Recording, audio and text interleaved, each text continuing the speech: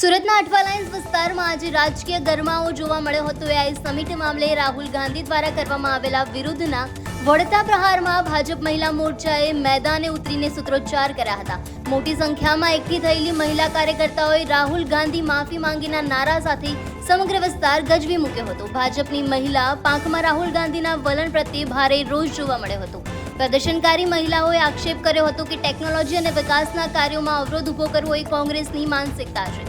પ્લેકાર્ડ્સ અને સૂત્રોચ્ચાર સાથે ભાજપની મહિલાઓએ આક્રમક રીતે પોતાનો વિરોધ નોંધાવ્યો હતો, જેને કારણે થોડા સમય માટે રસ્તા પર ભારે ભીડ અને તંગદિલી સર્જાઈ હતી। આજે અમે ધરણાના માધ્યમથી વિરોધ કરીએ છીએ। એઆઈ સબમિટની અંદર જે પ્રકારે કોંગ્રેસથી કાર્યકર્તાઓ અને રાહુલ ગાંધી દ્વારા જે વિરોધ કરવામાં આવ્યો છે, દેશની આ ગરિમાને જે પ્રકારે ઠેસ પહોંચાડવામાં આવી છે, આંતરરાષ્ટ્રીય દેશના પ્રમુખો હોય, વિશ્વએ જ્યારે આ એઆઈની એક પ્રેરણા લીધી હોય અને સ્વીકૃતિ આપી હોય, અને આજે હિન્દુસ્તાન આપણો ભારત દેશના યશસ્વી વડાપ્રધાન જે પ્રકારે ભારતની એક અલગ ઓળખ ઊભી કરી રહ્યા છે, ત્યારે આ સબમિટની અંદર અપમાનજનક કૃત્ય કરી અને એક સબમિટની અંદર અમારી મહિલાઓ હતી જે પ્રકારનો એમને વિરોધ કર્યો।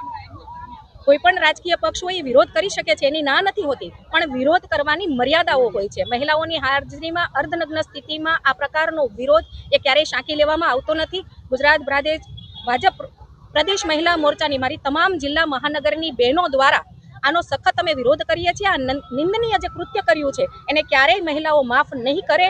એના માટેના અમારે આગામી દિવસોમાં પણ કદાચ જો જલવંત આંદોલનો કરવા પડશે તો એના માટે અમે તૈયાર છીએ। આગળ અમારા કાર્યક્રમો યથાવત રહેશે।